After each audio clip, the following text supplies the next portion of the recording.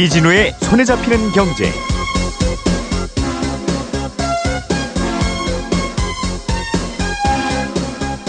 안녕하십니까, 이진우입니다. 손에 잡히는 경제가 뽑은 오늘의 숫자는 273개입니다.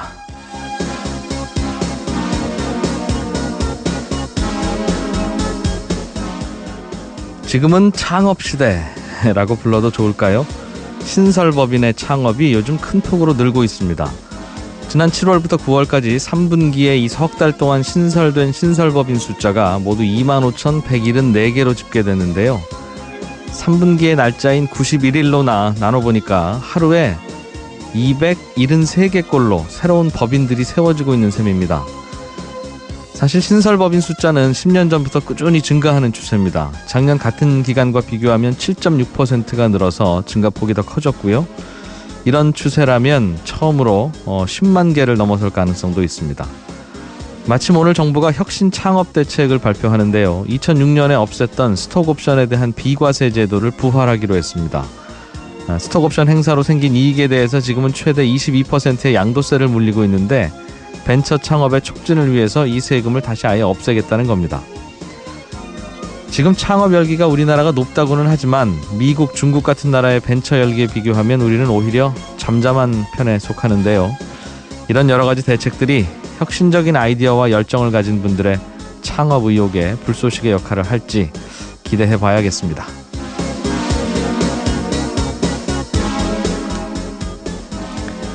네, 11월 2일 손에 잡히는 경제입니다. 지금은 대부업체에서 돈을 빌릴 때 최고 27.9%의 이자를 내야 되죠. 그런데 내년부터는 이게 24%로 내려갑니다. 이자가 줄어들면 돈 빌리는 분들 입장에서는 당연히 좋을 것 같은데 또 이렇게 되면 심사가 까다로워지고 해서 정작 저신용자들의 대출은 더 어려워질 거라는 걱정도 나옵니다. 잠시 후에 이 얘기 좀 자세하게 들어보겠고요. 한 청취자께서 전자제품에 보면 에너지 효율 등급이라는 스티커가 붙어 있던데 이거 누가 어떤 기준으로 정하는 거예요? 이런 질문 주셨네요. 친절한 경제에서 풀어드리겠습니다. 자, 광고 듣고 오늘 순서도 시작하겠습니다.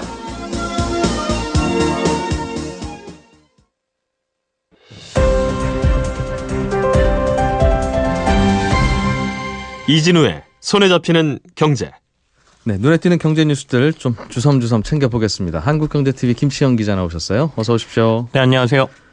요즘 주식시장이 좋은 모양입니다. 많이 좋습니다. 뭐 이렇게 표현하면 야, 내 주식은 왜 이래 이럴 사람들 굉장히 많을 것 같은데요. 그러게요. 네. 사실 2008년 금융위기 이후에 국내 주식시장이 거의 오르지 못하고 흔히 뭐 박스권에서 움직인다. 그래서 한 1800포인트에서 2000포인트 사이로 오갔거든요. 이건 이제 우리나라의 대표 지수인 코스피 지수의 얘기입니다. 그래서 한 5, 6년간 그러다 보니까 코스피 지수를 심지어 박스피라고 부르기도 했어요. 네. 박스 안에서만 계속 움직인다 그래서.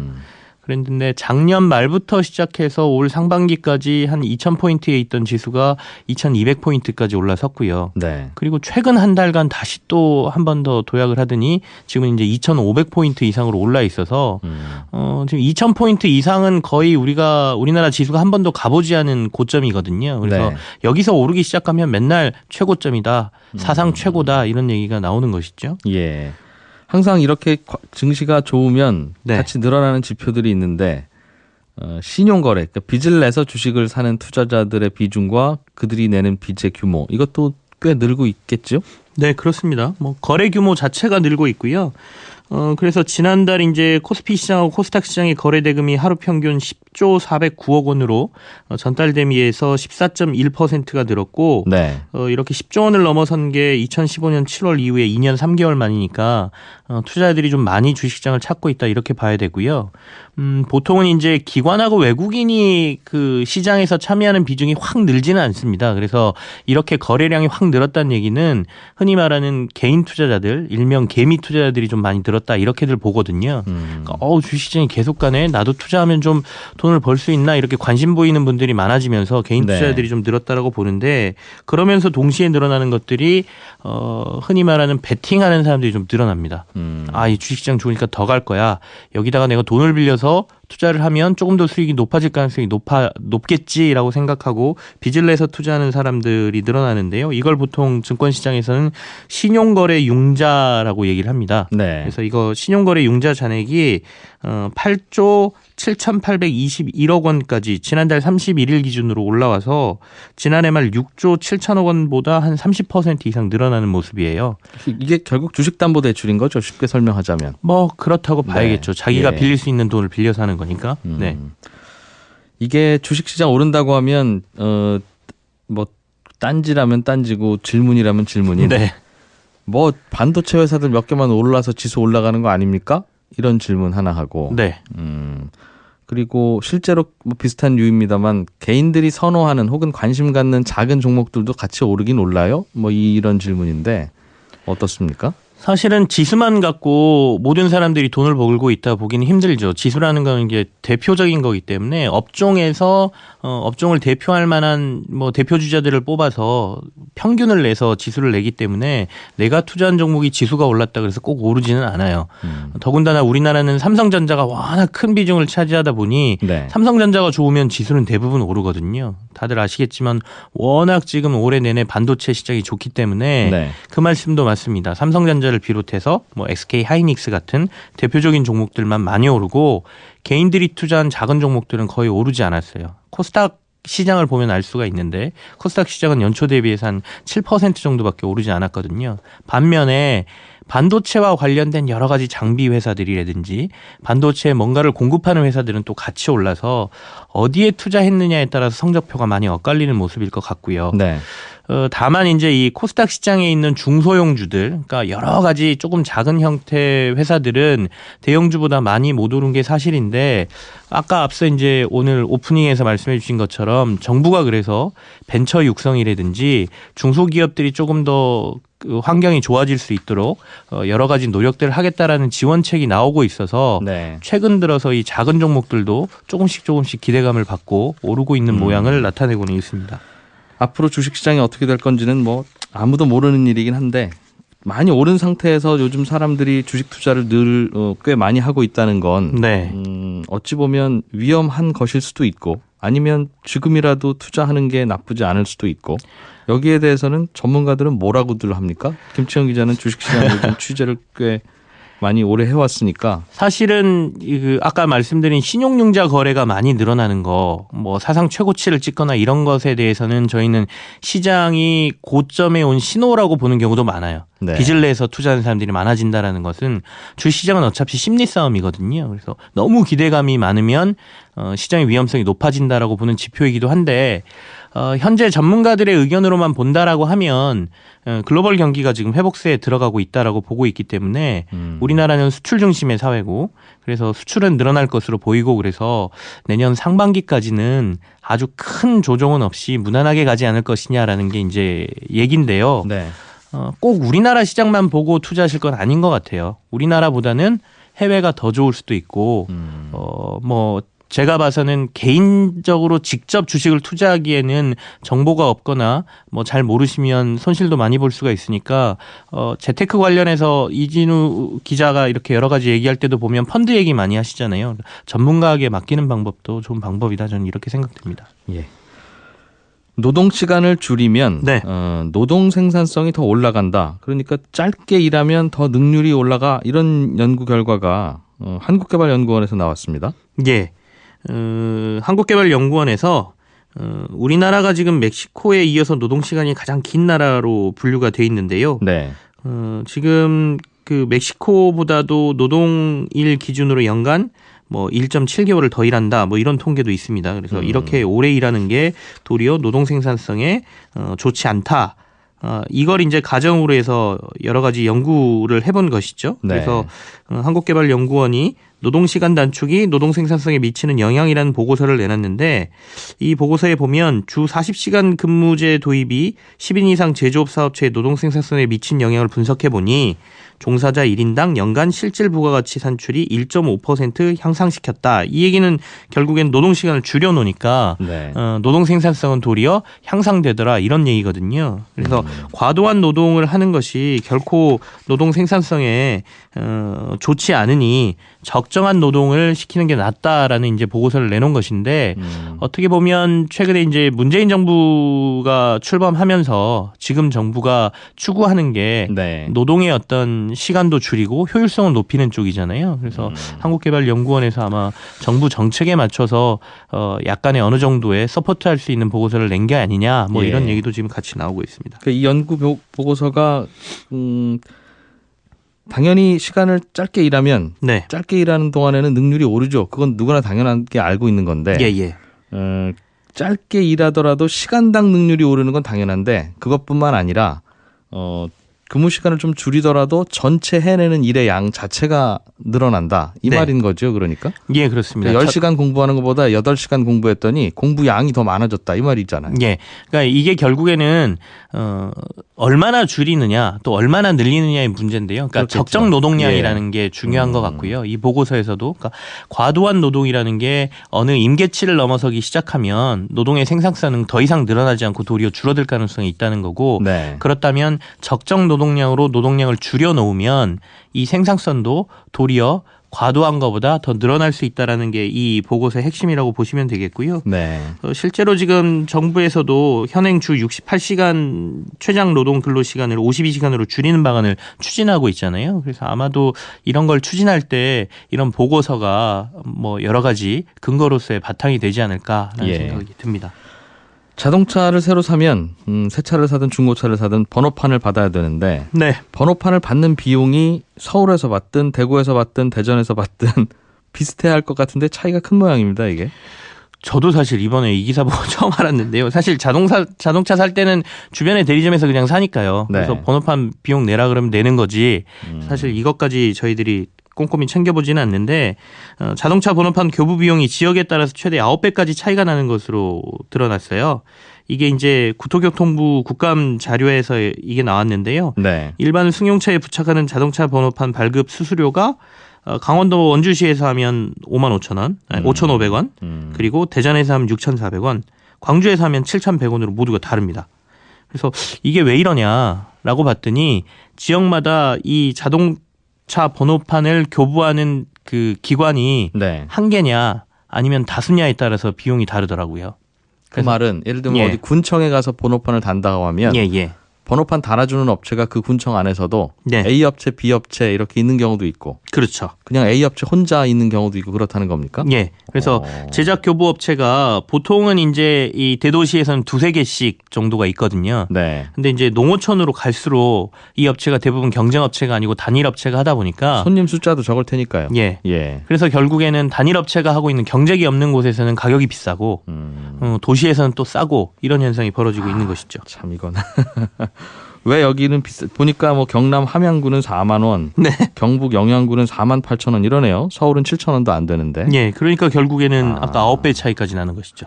근데 이제 경북 영양군에 가서 왜 서울에서는 7천 원인 번호판 부착 비용이 여기는 5만 원에 가깝습니까? 그러면 전 여기 하루 종일 앉아 있어봐야 3분 오는데 그럼 저 네. 일당이라도 나와야죠. 이 말을 할 것도 같고.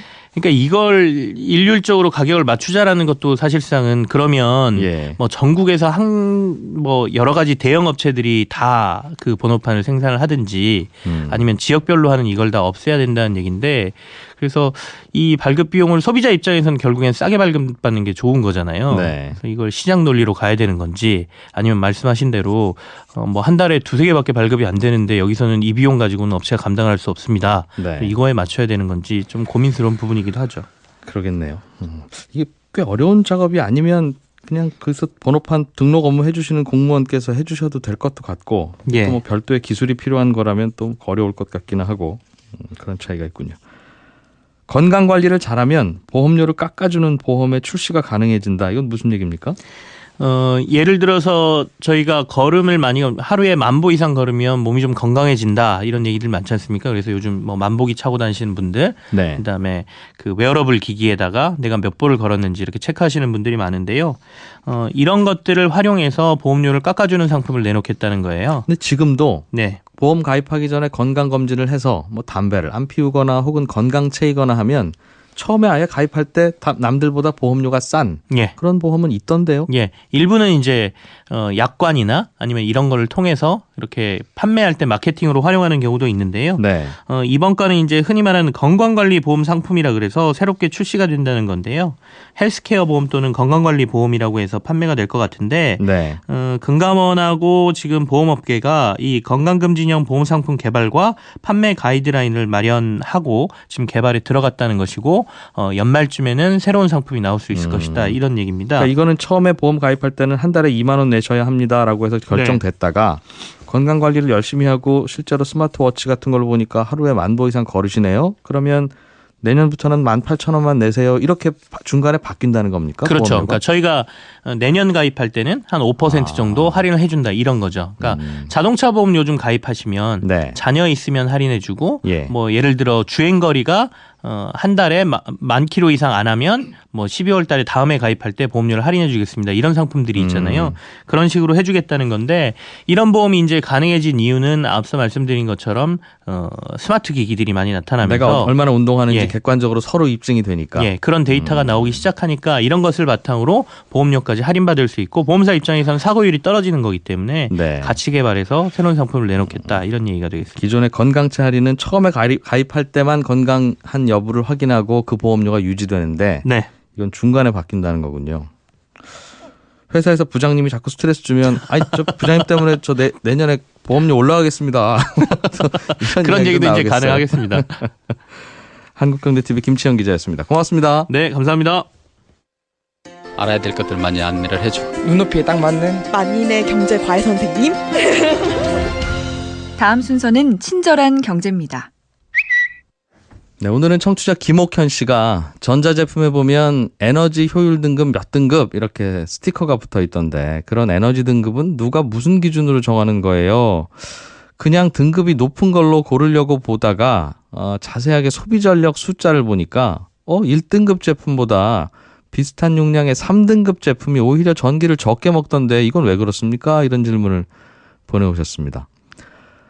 학교 다니는 학생들이 시험 보듯이요. 가전제품이나 자동차도 출고되기 전에 시험 봅니다. 이게 무슨 시험 보냐면 용량이나 덩치가 자기하고 비슷한 제품들에 비해서 얼마나 전기를 덜 먹느냐, 기름을 덜 먹느냐 하는 시험입니다. 이게 에너지관리공단이라고 하는 곳에서 주관하는 시험인데 예를 들어서 냉장고다 그러면 비슷한 용량의 냉장고들을 모아놓고 실험을 해서 전기가 적게 먹는 냉장고부터 쭉 위에서부터 아래로 늘어놓습니다. 그러고 나서 그 다음엔 등급을 정하는데 상위 5% 내지 10%한테는 1등급을 주고 그 다음으로 상위 30% 안에 들어가면 2등급 그리고 뭐 하위 5%나 하위 10% 제품에는 꼴찌 등급인 5등급이 돌아가게끔 기준을 정합니다. 그러니까 상대평가인 거고요. 그래서 처음에는 1등급 받기가 아주 어렵습니다. 그런데 이게 매번 상대평가를 하는 게 아니라 그렇게 한번 에너지 등급을 매기고 나면 이런 냉장고 요만한 용량의 냉장고에서는 1등급 받으려면 커트라인이 얼마다 이게 지난번에 측정했으니까 그 커트라인이 생겼을 거 아니겠습니까? 그러면 그 커트라인은 다음 해 그 다음 해에도 매년 똑같습니다. 그러다 보니까 처음에는 1등급 되기가 되게 어려운데 시간이 갈수록 기술 개발도 하고 전기도 적게 먹는 기술도 부착하고 할 거 아니겠어요? 그러다 보면 1등급 제품 숫자가 많아집니다. 그래서 예전에는 1등급이 전체의 10%도 안 됐는데 몇 년이 지나면 뭐 거의 대부분이 1등급 받는 그런 에너지 등급 인플레 현상이 나타나게 돼서요. 그래서 에너지관리공단은 1등급이나 2등급이 너무 많이 안 나오게 2, 3년에 한 번씩 그 커트라인을 올립니다. 그러다 보니까 이게 작년까지는 1등급이었는데 올해는 그 커트라인이 올라서 기준이 엄격해져서 2등급이나 3등급이 되어버리는 제품들도 나오고요. 그렇게 됩니다. 그래서 이런 등급을 매기는 이유는 회사들끼리 경쟁을 좀 시켜서 에너지 효율이 높은 제품 개발을 부추기기 위해서지만 이 에너지 효율 등급은 비슷한 용량의 제품들끼리 비교한 거라서 비슷한 또래들 중에 좀 낫다는 뜻이지 에너지 효율 1등급이라고 뭐 무조건 전기 적게 먹는다 이런 뜻은 아닙니다. 정리하면 그래서 최신 제품의 에너지 3등급이 5년 전 제품의 에너지 효율 1등급보다 오히려 3등급인 친구가 더 전기를 적게 먹기도 합니다. 그러니까 이건 1등급이다 혹은 2등급이다 해서 믿으실 건 아니고요. 실제로 비슷한 제품들과 소비 전력을 비교해 보시는 게 좋습니다. 친절한 경제였습니다. 손에 잡히는 경제.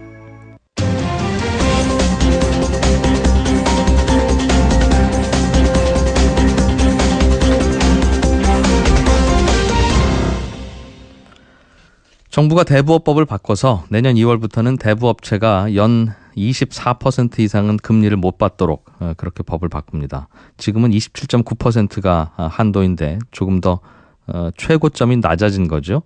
이렇게 되면 높은 금리를 무는 소비자들은 최소한 합법적인 범위에서는 줄어들게 되는데 문제는 신용도가 낮은 저소득층, 그래서 신용도로 봐서는 30% 40% 이상 금리를 물어야 하는 저소득층은 점점 더 이제 돈 빌릴 곳이 없어지는 그런 문제도 생깁니다. 이 문제에 대한 고민 한성대학교 경제학과 김상봉 교수를 전화로 연결해서 좀 들어보겠습니다. 안녕하십니까? 예, 안녕하세요. 대부업의 최고금리가 계속 조금씩 낮아지고 있어요. 예. 그런데 금리 상한선을 낮추자고 할 때마다 대부업체들은 안 된다고 당연히 반대를 하는 것 같더군요. 그래서 이게 최고금리를 내리면 대부업체들은 손해가 나니까 그런 거겠죠? 네, 예, 맞습니다. 예, 이제 살펴보면 주요 대부업체 원가를 보면요, 뭐, 이자 비용하고 대손 비용하고 모집 비용, 관리 비용 등이 있는데요. 이 중에서 가장 큰 건 이제 대손 비용이라고 할 수 있습니다. 쉽게 말하면 이제 돈을 빌려줬을 때, 네. 떼이는 돈의 비율이라고 생각하면 쉬울 것 같습니다. 근데 이런 비율이 보통 한 16%에서 18% 정도 되거든요. 대손 비용만 따졌을 때. 그 말은 100억 원을 대부업체가 여러 사람에게 빌려주면 그 중에서 한 18억 원, 20억 원가량은 돈을 못 받는다. 예. 그러면 아예 그 돈 빌려줄 때 최소한 18에서 20%는 이자를 붙여야 최소한 돈이겠군요. 대부업체 입장에서 보면. 그렇죠. 그래서 거기에 이제 또 대부업체들이 이제 돈을 빌려올 때 쓰는 이자 비용이라는 게 있을 겁니다. 그래서 네. 이자 비용이 뭐 한 5% 가까이 되고요. 그 다음에 모집 비용은 뭐 한 4%. 그다음에 이제 일반 관리비라고 하죠. 관리 비용이 한 4%에서 5% 정도 되는데요. 이걸 다 합쳐보면은 지금 상태에서도 28% 가까이 나오거든요. 굉장히 높은 상태죠. 그 말은 28% 이상 받아야 대부업체 입장에서는 이익이 나고 28%보다 낮은 금리를 받으면 지금 상황에서는 이익이 안 난다 이 말입니까? 예, 그렇죠. 지금 상황에서는 28% 이하면은 마진이 빠져 있는 부분이니까요. 손실이 나는 부분들이 많이 있을 수가 있겠죠. 저도 뭐 그런 생각은 들었는데 다만 그러면 지금은 대부업체들이 신용도가 낮은 분들을 대상으로 주로 대출을 해주고 또 신용도가 좋은 분들은 굳이 대부업체 가지 않을 테니까요. 네네. 그러고 있는데 높은 이자로는 빌려주지 말라고 이렇게 법이 바뀌면 대부업체도 좀 더 신용도가 좋은 분들에게 빌려주면 되지 않습니까? 예를 들면 카드론을 받는 직장인이라든가 그런 경우에는 카드론 금리나 이제는 대부업체 최고금리나 비슷해졌으니 그런 분들을 고객으로 흡수하면 대부업체 입장에서는 뭐 그리 불리해질 것도 아닐 것도 같은데요. 안 그렇습니까? 그게 조금 다릅니다. 왜냐하면 보통 이게 이제 중신용자라고 저희가 얘기를 하는데요. 신용등급이 이제 4에서 7등급 정도, 금리가 7에서 15% 정도 되는 사람들을 이제 중신용자라고 하고요. 그 다음에 그분들이 받는 대출을 중금리 대출이라고 하거든요. 저희가 작년 기준으로 추산을 해보니까 뭐 한 66조 원에서 한 91조 원 정도 되는 것 같아요. 근데 이제 이 중에서 햇살론이나 뭐 세희망홀씨나 미소금융 이런 잔액들이 이제 대부분 또 포함되어 있는 거고요. 그 얘기는 지금 이금융권하고 합법적인 대부업체하고 고객층이 많이 겹쳐 있는 상태라는 거죠. 따라서 다른 업체에서 이제 대부업체로 이동하는 신규 대출자는 많지 못할 거라는 거죠. 네. 알겠습니다. 그래서 대부업체들은 결국은 그러면 20% 후반이나 30% 넘는 금리를 받아야 되는 그런 고객들이 주 고객층인데 고객층이 줄어들 것 같다 이 말이군요. 네네. 그거야 뭐 대부업체들이 걱정해야 될 일이니까 당장 뭐 그렇죠. 저희 걱정은 아닌데 문제는 교수님도 걱정을 하시고 일부에서도 거론을 하고 있는 신용도가 낮은 분들, 즉 이분한테 돈 빌려주면 25% 확률로 떼일 것 같은 분들 또 우리나라 국민이니까 필요하면 돈을 빌릴 수 있어야 되는데 그럼 이분들은 합법적으로 돈을 못 빌리지 않느냐. 이분들한테 빌려주려면 최소한 이자가 30%에 가까워야 되는데 그건 불법이니 그럼 돈 안 빌려줄 수밖에 없고 그럼 이분들은 돈 어디서 구하느냐. 이게 이제 고민인 건데요. 네, 맞습니다. 그런 분들이 어느 정도 되는지 혹시 통계나 혹은 조사 결과가 있어요? 통계로 잡혀 있는 건 아니고요. 저희가 이제 따로 추산을 했는데요. 저신용자라 그러죠. 8등급에서 10등급 사이에 있는 분들. 이런 분들을 저희가 이제 경제가 커가는 규모하고 그다음에 이자율이 낮았던 부분들을 저희가 다 감안하고 계산을 해보니까 이 최고금리가 24%로 인하되면은 이런 저신용자가 약 한 25만 8천 명에서요. 많게 보면은 한 60만 명까지 나올 수가 있습니다. 이분들은 어디 갈 데가 없는 거죠. 그분들이 대부업체로 가면 그분들은 돈 진짜 안 빌려줍니까? 대부업체에서? 예를 들면 뭐 작년까지만 해도 빌려줬었는데. 이게 그 대부업체 입장에서는 좀 다를 겁니다. 그러니까 기존에 잘 상환하고 있던 사람들, 그러니까 대손율이 낮은 분들은 오히려 한도가 높아질 수 있는 부분들이 생기고요. 그러니까 저희가 말씀드리는 거는 신규로 시장을 진출하는 분들을 얘기하는 거죠.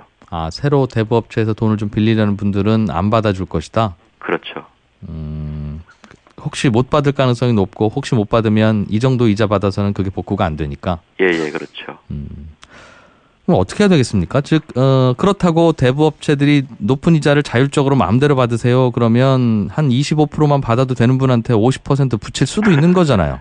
대부업체들이 충분히 경쟁을 하고 돈 빌리는 분도 여기저기 알아보고 나는 최저금리 할 거야 라고 한다면 그런 터무니없는 이자는 안 생기겠지만 실제로는 뭐 대부업체들끼리 경쟁하는지도 알 수도 없고 돈 빌리는 분도 마음이 급하다 보니 그런 또 검색해보기도 어렵고 해서 그걸 그대로 두기도 어려운 느낌이 들고 그렇다고 말씀하신 대로 그냥 낮춰버리면 돈 못 빌리는 서민들이 생기니 거기에 대한 대책도 세워야 될 것 같고 어떻습니까? 별 대안이 없겠습니까 좀? 최고 금리를 내리는 것은 이제 정부가 바뀌거나 어떤 정책적으로 오는 면은 있는 것 같습니다. 계속 내려오고 있는데요. 물론 긍정적인 측면은 있습니다. 그 대출자들의 이자가 이제 줄어든다는 측면은 있는데요. 이게 또 반대의 효과를 항상 고민을 해야 되는 것 같습니다. 그래서 이런 이제 효과들이 좀 나려면 저희가 분석을 해보니까 최고 금리를 한번 낮췄을 때 3년 동안 또는 4년 동안 이렇게 장기간으로 갈 필요가 있을 것 같습니다. 그래서 최고 금리라는 건 당연히 필요하긴 하죠. 한 거고 그다음에 장기간 좀 지속할 필요가 있을 것 같고요. 그다음에 저신용자의 금융 일부를 이제 해결을 하려면 그 일부를 서민금융으로 정부가 예산을 들여서 서민금융으로 전환할 필요가 있고요. 그다음에 은행부터 대부업까지 지금 이제 촘촘히 있는데요. 이 그 금융기관들이 신용등급에 대해서 이제 선별 능력을 갖출 수 있도록 그러니까 잘 갚을 수 있는 사람, 못 갚을 수 있는 사람 이런 선별 능력을 할 수 있는 능력들을 좀 키워야 되는데 이것도 규제가 또 바뀌어야 되는 부분들도 분명히 생기는 것 같습니다. 하나하나 그럼 대안을 좀 여쭤보죠. 최고 금리를 정하는 건 좋으나 그리고 그걸 점점 낮춰가는 것도 좋으나 너무 빨리 낮추면 안 된다. 한번 최고 금리를 낮췄으면 그 금리가 꽤 몇 년간은 유지되도록 해야 된다는 말씀은 왜 그렇습니까? 예, 2011년에 그 최고 금리를 인하한 적이 있는데요. 그때 3년에서 한 4년 정도 되는 것 같습니다. 그때 했을 때는 이제 그 비중, 그 저신용자의 비중이 변화하는 부분들이 눈에 띄게 바뀌어요. 근데 이제 모집비, 아까 그 다른 비용들하고 감안했을 때 27.9% 정도까지 내려오게 되면은 이게 신규로 시장에 진출하는 분들이 거의 없어요. 그러니까 거의 비슷하게 간다라는 거죠. 그 말이 신규로 시장에 진출하는 대부업체요? 아니면 아니요. 대출자? 그 개인 차주들이죠. 돈 빌리러 추가로 안 온다? 그렇죠. 갈 수가 없는 거죠. 받아주질 않으니까요. 그러니까 그보다 신용도 낮은 분들은 안 오더라? 예, 그렇죠. 그래서 장기간에 걸쳐서 24%인 부분들을 좀 운용을 할 필요가 있을 것 같습니다. 그걸 장기간 운영해도 어차피 신용 낮은 분들은 못 오는 상황은 똑같잖아요. 그러면은 이제 그 아까 말씀드렸던 기존에 대출받고 있는 분들의 한도가 올라갈 수 있을 거고, 그 다음에 당연히 대부업체에서는 다른 비용들을 줄이려고 노력을 하겠죠. 노력을 하면은 거기서 이제 또 공급할 수 있는 여력들이 생길 수가 있을 겁니다. 시장이 대응하는 거죠. 알겠어요. 최고 금리를 자꾸 낮추면 대부업체들이 어려워지는데, 그 대부업체들이 어려워지는 대부업체들이 다시 그 시장에 적응해서 몸을 만들 수 있도록 기다려줘야 그게 결국은 돈 빌리러 가는 사람들에게도 이익이다 이 말이군요. 그렇죠. 알겠습니다. 다른 나라도 대부업이라는 게 있을 거고 당연히 똑같은 고민할 것 같아요. 대부업체들이 금리 비싸게 받으면 이건 또 고금리 때문에 힘들어하고 서민들이. 그렇다고 자꾸 최고금리를 낮추면 뭐 법으로야 낮출 수 있겠습니다만 그러면 신용이 안 되는 분들은 더 고통받는 문제가 생기고. 다른 나라는 혹시 이 고민 어떻게 풀고 있어요? 뭐 미국이나 영국이나 이런 주 선진국들 같은 경우에도 제한은 있습니다. 최고금리 제한은 있는데요. 이게 평균 금리들이 최고금리나 평균금리를 저희보다 훨씬 높습니다. 예를 들어서 미국 같은 경우에는 주별로 좀 다르지만요. 한 36% 정도 되고요. 영국 같은 경우에도 초단기 초고금리 대출 규제를 하긴 합니다만 저희보다 훨씬 높고요. 독일, 프랑스, 중국, 싱가포르도 저희보다 수수료를 포함하면 실질 최고금리는 한 30%에서 48%로 우리보다 훨씬 높습니다. 다만 이제 일본이 있는데요. 일본 같은 경우에 2006년에 대금호법 개정을 했어요. 그래서 최고금리 상한을 15%에서 20%로 낮췄는데 문제가 생겼습니다. 저희하고 비슷한 상황일 것 같은데요. 네. 2014년 3월 말 기준으로 보면은 이런 그 대부업 시장이 한 70% 정도가 없어졌어요. 이분들이 다 어디로 갔냐면 연 2000%가 넘는 사금융 시장으로 다 옮겼거든요. 사금융이라면 몰래 그 비싼 이자 사채시장이죠. 받고 서로 신고 안 하기 내지는 뭐 예, 맞습니다. 실제로도 그러고 있어요, 일본에서도. 예, 일본에서는 실제로 그런 현상이 지금 일어나고 있습니다. 그럼 일본 정부도 걱정하겠습니다, 그 부분에 대해선. 예, 이제 다른 방법들을 좀 찾아봐야 되겠죠, 일본 정부도. 우리가 최고금리에 대한 이야기를 할 때 일본의 사례를 주로 들으면서 우리나라 최고금리가 다른 나라보다 높다 이렇게 네네. 들었는데 일본을 제외한 다른 나라들은 우리나라보다 높다는 거군요. 그러니까 예, 최고금리가. 실제 최고금리는 저희보다 훨씬 높습니다. 알겠습니다. 대안을 좀 더 고민해 봐야 되겠어요. 고맙습니다. 잘 들었습니다. 예, 감사합니다. 한성대학교 경제학과 김상봉 교수였습니다.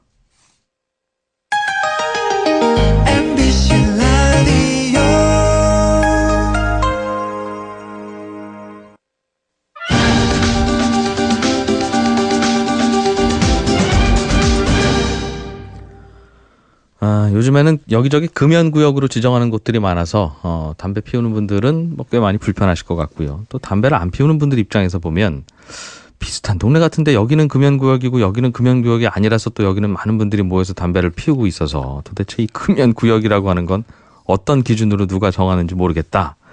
이런 궁금함이 아마 생기셨을 겁니다. 저희에게도 질문이 들어와서 오늘 이하나 리포터가 그 문제를 취재해 왔습니다. 어서 오십시오. 네, 안녕하세요.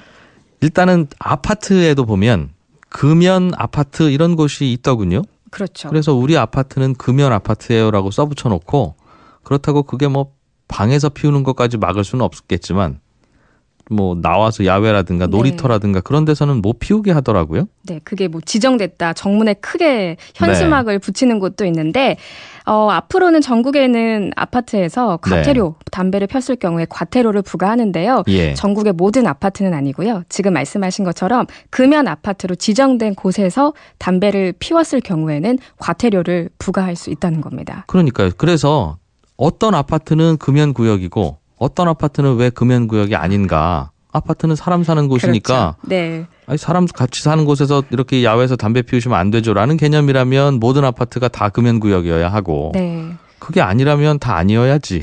왜 어떤 아파트만 금연 아파트냐 이겁니다. 이게 주민들의 좀 자율성에 맡기고 있는데요. 주민들이 동의를 하면 지정이 되는 겁니다. 아파트뿐만 아니라 주택법에서 정하고 있는 공동주택이라면 네. 거기에 살고 있는 전체 주민의 절반 이상의 동의를 받아서 지자체에다가 저희 아파트 금연 아파트로 지정해 주세요 하고 신청을 하는 겁니다. 그런데 아파트 전 구역, 그러니까 말씀하신 것처럼 방 안, 화장실 이런 사적 공간까지 포함하는 건 아니고요. 예. 모두가 함께 쓰는 주차장, 복도, 계단, 엘리베이터 이렇게 총 4군데 중에 뭐 일부를 지정해도 되고 네. 4군데 전체를 지정할 수도 있습니다. 공용 면적에서는 피우지 말아라 네. 이거군요.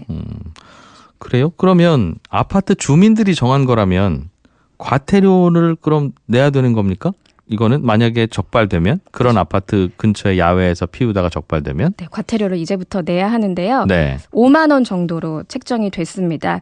그래서 금연 아파트로 지정할 수 있게는 지난 9월에 법이 바뀌었거든요. 예. 그런데 지정만 하고 스티커 붙이고 편말 세운다고 해서는 좀 별 효과가 없으니까 네. 이번에 과태료를 부과하겠다는 건데 그게 아마 11월 3일부터 시행되는 그래요? 걸로 알려져 있습니다. 그러면 이게 말씀하신 게 우리 아파트는 오늘부터 금연 아파트로 지정하겠습니다라고 하고 과태료도 주민들끼리 알아서 뭐 자율경찰단 뭐 이런 거 만들어서 네. 그들끼리 걷는 거예요? 아니면 우리 아파트는 금연 아파트로 우리 주민이 하기로 결정했으니 지자체에서도 지정해 주시고 혹시 담배 피우는 분 있으면 지자체에서 와서 적발을 해주세요. 과태료도 물리고 이런 쪽입니까? 다른 금연구역이랑 똑같이 지자체에서 단속을 나옵니다.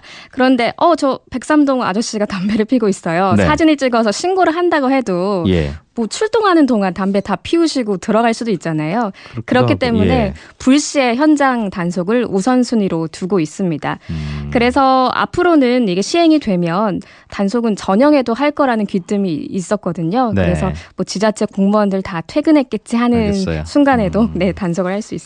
그 지자체에서 정하는데 우리 아파트를 지정해 주세요라고 하는 건 주민들이 합의를 하면 된다? 네, 그렇습니다. 알겠어요. 아파트는 알겠고 건물들도 다니다 보면 이 건물은 금연 빌딩입니다. 이렇게 써 있는 경우도 있고 네. 또 안 써 있는 빌딩도 있어서 네. 주변 건물에 근무하시는 분들이 그 안 써 있는 빌딩 앞에 와서 피우세요. 그러면 금연 빌딩, 아닌 빌딩, 금연 빌딩 이렇게 되어 있어서 그게 애매하죠. 이게 도대체 무슨 기준으로 정해놓은 건가? 이것도 네. 궁금하던데 그건 뭡니까? 일단은 국가가 정하기도 하고요. 내가 살고 있는 지자체에서 정하기도 하거든요.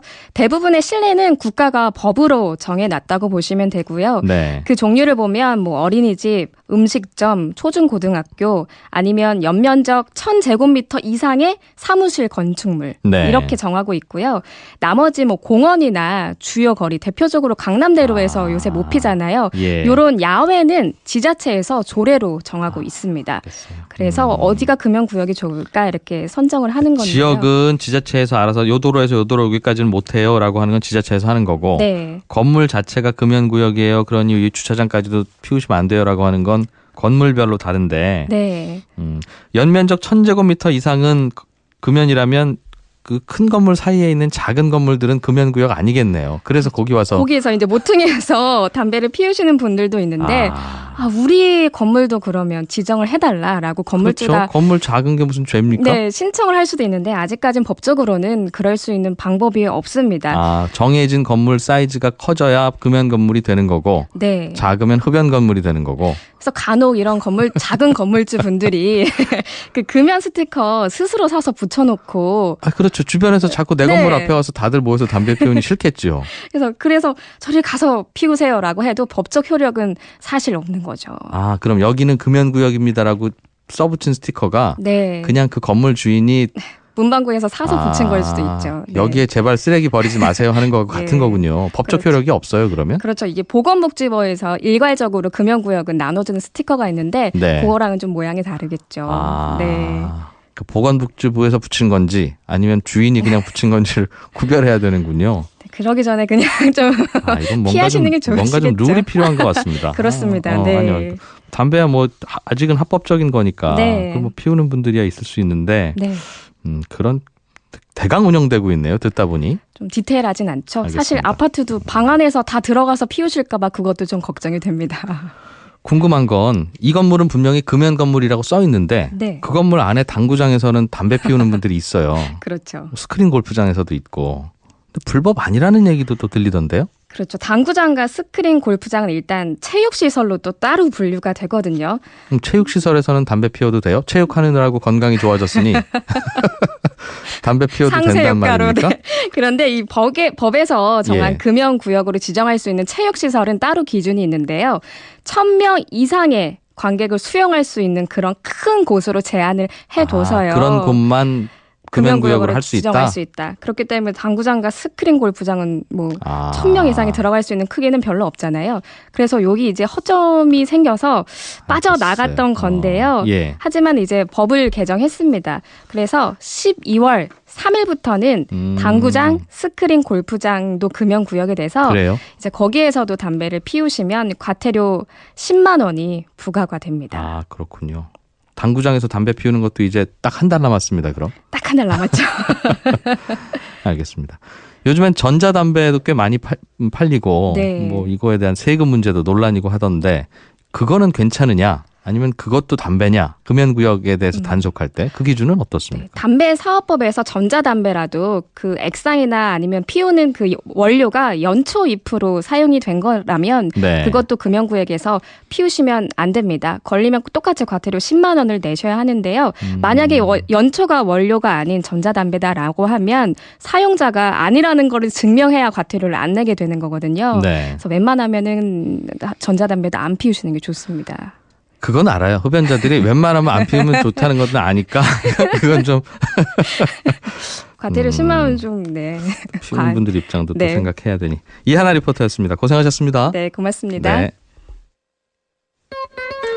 네, 손에 잡히는 경제는 여기까지고요. 내일 11시 10분에 다시 오겠습니다. 이진우였습니다.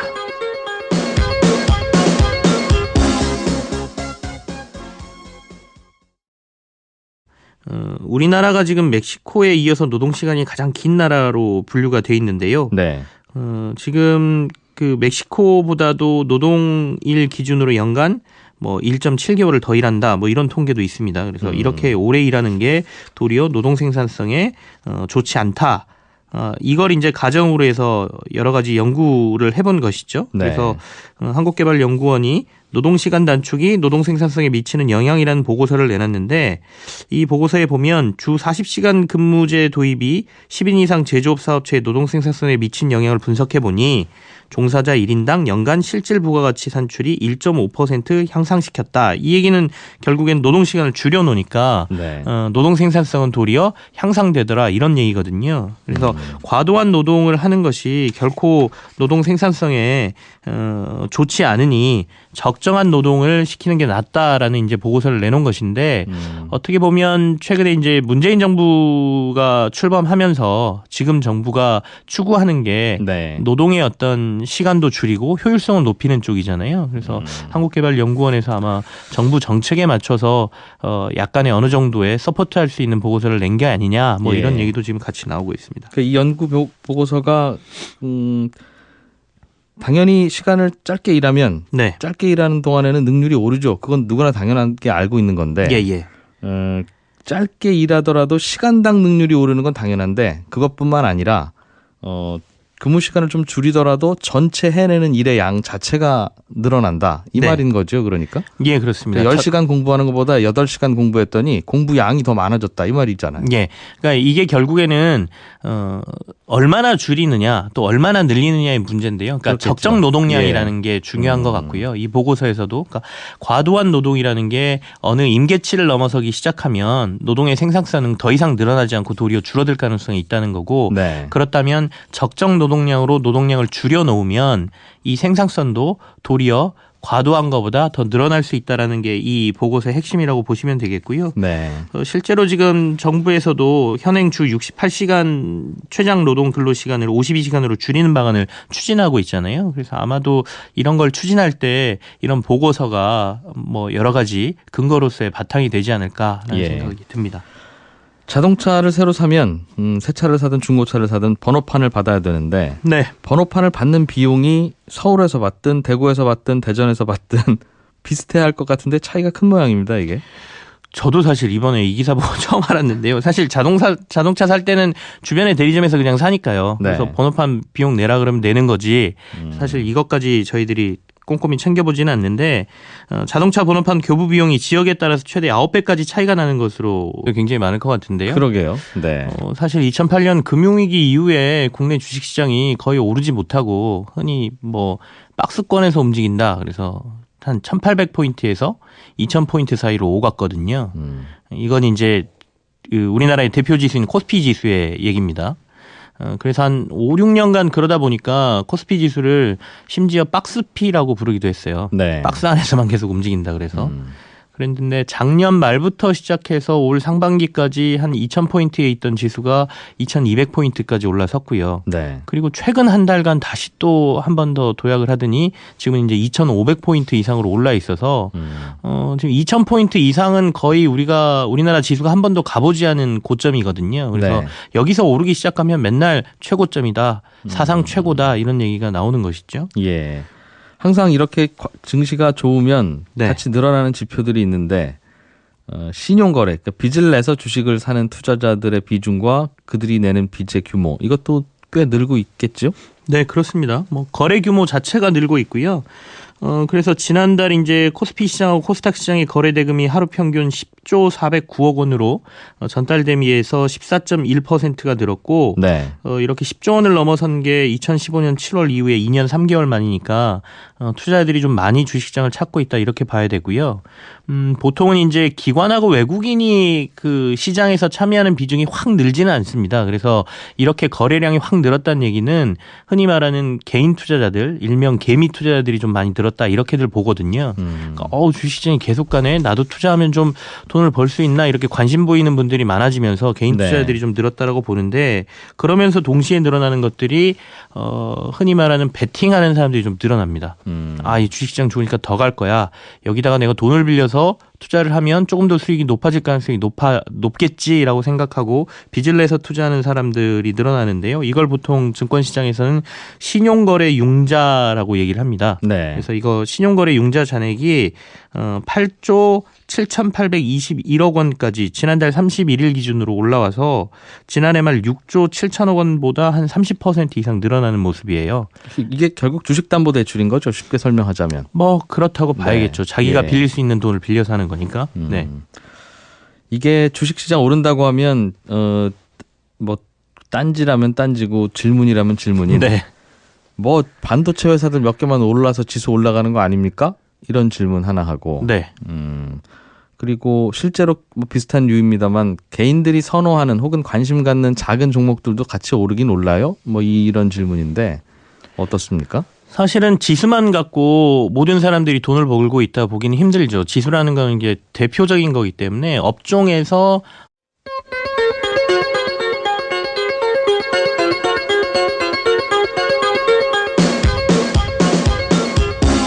이진우의 손에 잡히는 경제.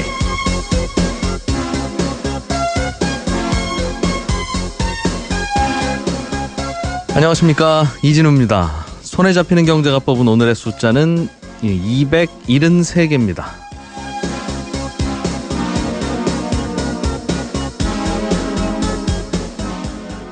지금은 창업시대라고 불러도 좋을까요? 신설법인의 창업이 요즘 큰 폭으로 늘고 있습니다. 지난 7월부터 9월까지 3분기에 이 석 달 동안 신설된 신설법인 숫자가 모두 25,174개로 집계됐는데요. 3분기의 날짜인 91일로 나눠보니까 하루에 273개꼴로 새로운 법인들이 세워지고 있는 셈입니다. 사실 신설법인 숫자는 10년 전부터 꾸준히 증가하는 추세입니다. 작년 같은 기간과 비교하면 7.6%가 늘어서 증가폭이 더 커졌고요. 이런 추세라면 처음으로 10만 개를 넘어설 가능성도 있습니다. 마침 오늘 정부가 혁신 창업 대책을 발표하는데요. 2006년에 없앴던 스톡옵션에 대한 비과세 제도를 부활하기로 했습니다. 스톡옵션 행사로 생긴 이익에 대해서 지금은 최대 22%의 양도세를 물리고 있는데 벤처 창업의 촉진을 위해서 이 세금을 다시 아예 없애겠다는 겁니다. 지금 창업 열기가 우리나라가 높다고는 하지만 미국, 중국 같은 나라의 벤처 열기에 비교하면 우리는 오히려 잠잠한 편에 속하는데요. 이런 여러 가지 대책들이 혁신적인 아이디어와 열정을 가진 분들의 창업 의욕에 불쏘시개 역할을 할지 기대해 봐야겠습니다.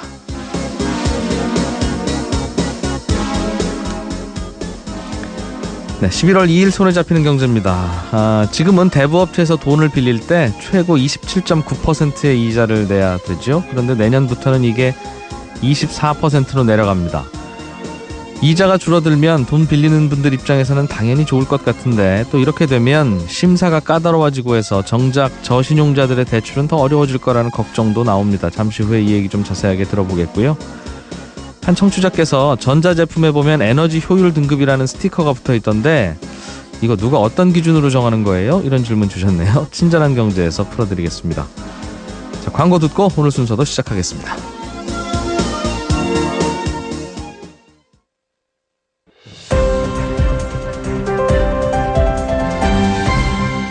이진우의 손에 잡히는 경제.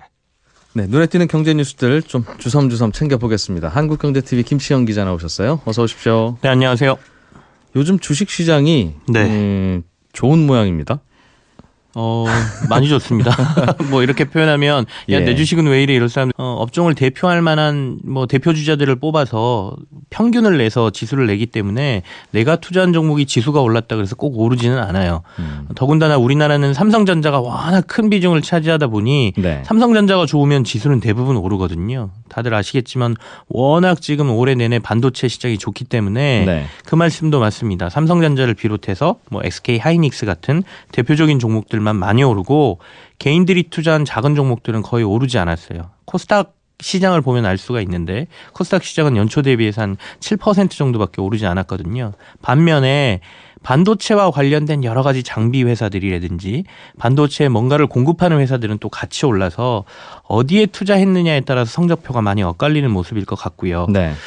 다만 이제 이 코스닥 시장에 있는 중소형주들, 그러니까 여러 가지 조금 작은 형태 회사들은 대형주보다 많이 못 오른 게 사실인데, 아까 앞서 이제 오늘 오프닝에서 말씀해 주신 것처럼 정부가 그래서 벤처 육성이라든지 중소기업들이 조금 더 그 환경이 좋아질 수 있도록 여러 가지 노력들을 하겠다라는 지원책이 나오고 있어서 네. 최근 들어서 이 작은 종목들도 조금씩 기대감을 받고 오르고 있는 모양을 나타내고는 있습니다. 앞으로 주식시장이 어떻게 될 건지는 뭐 아무도 모르는 일이긴 한데 많이 오른 상태에서 요즘 사람들이 주식 투자를 늘 꽤 많이 하고 있다는 건 네. 어찌 보면 위험한 것일 수도 있고 아니면 지금이라도 투자하는 게 나쁘지 않을 수도 있고 여기에 대해서는 전문가들은 뭐라고들 합니까? 김치영 기자는 주식시장 요즘 취재를 꽤 많이 오래 해왔으니까. 사실은 아까 말씀드린 신용융자 거래가 많이 늘어나는 거, 뭐 사상 최고치를 찍거나 이런 것에 대해서는 저희는 시장이 고점에 온 신호라고 보는 경우도 많아요. 네. 빚을 내서 투자하는 사람들이 많아진다라는 것은 주식시장은 어차피 심리 싸움이거든요. 그래서 너무 기대감이 많으면 시장의 위험성이 높아진다라고 보는 지표이기도 한데 현재 전문가들의 의견으로만 본다라고 하면 글로벌 경기가 지금 회복세에 들어가고 있다라고 보고 있기 때문에 우리나라는 수출 중심의 사회고 그래서 수출은 늘어날 것으로 보이고 그래서 내년 상반기까지는 아주 큰 조정은 없이 무난하게 가지 않을 것이냐라는 게 이제 얘긴데요. 네. 꼭 우리나라 시장만 보고 투자하실 건 아닌 것 같아요. 우리나라보다는 해외가 더 좋을 수도 있고 뭐 제가 봐서는 개인적으로 직접 주식을 투자하기에는 정보가 없거나 뭐 잘 모르시면 손실도 많이 볼 수가 있으니까 재테크 관련해서 이진우 기자가 이렇게 여러 가지 얘기할 때도 보면 펀드 얘기 많이 하시잖아요. 전문가에게 맡기는 방법도 좋은 방법이다 저는 이렇게 생각됩니다. 예. 노동 시간을 줄이면 네. 노동 생산성이 더 올라간다. 그러니까 짧게 일하면 더 능률이 올라가 이런 연구 결과가 한국개발연구원에서 나왔습니다. 예. 한국개발연구원에서 드러났어요. 이게 이제 국토교통부 국감 자료에서 이게 나왔는데요. 네. 일반 승용차에 부착하는 자동차 번호판 발급 수수료가 강원도 원주시에서 하면 55,000원, 5,500원, 그리고 대전에서 하면 6,400원, 광주에서 하면 7,100원으로 모두가 다릅니다. 그래서 이게 왜 이러냐라고 봤더니 지역마다 이 자동차 번호판을 교부하는 그 기관이 네. 한 개냐 아니면 다수냐에 따라서 비용이 다르더라고요.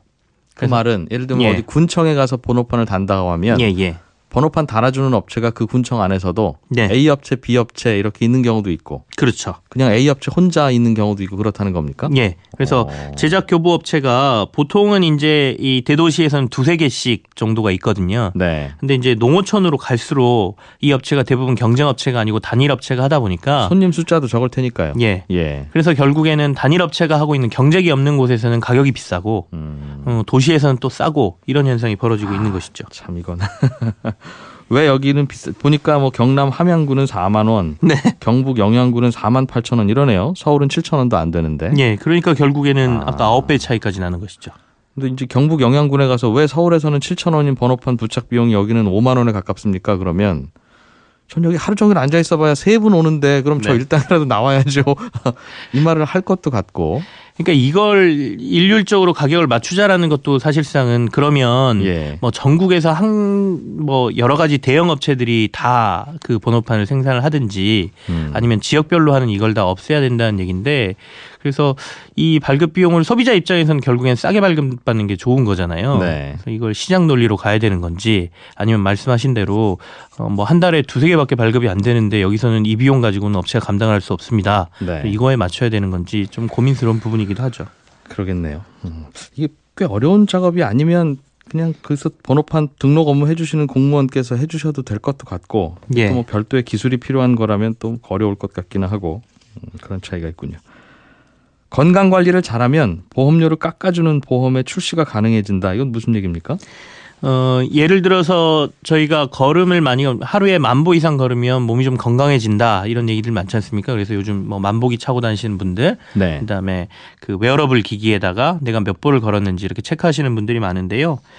이런 것들을 활용해서 보험료를 깎아주는 상품을 내놓겠다는 거예요. 근데 지금도 네, 보험 가입하기 전에 건강 검진을 해서 뭐 담배를 안 피우거나 혹은 건강 체이거나 하면 처음에 아예 가입할 때 남들보다 보험료가 싼 예. 그런 보험은 있던데요. 예, 일부는 이제 약관이나 아니면 이런 거를 통해서 이렇게 판매할 때 마케팅으로 활용하는 경우도 있는데요. 네. 이번 건은 이제 흔히 말하는 건강관리 보험 상품이라 그래서 새롭게 출시가 된다는 건데요. 헬스케어 보험 또는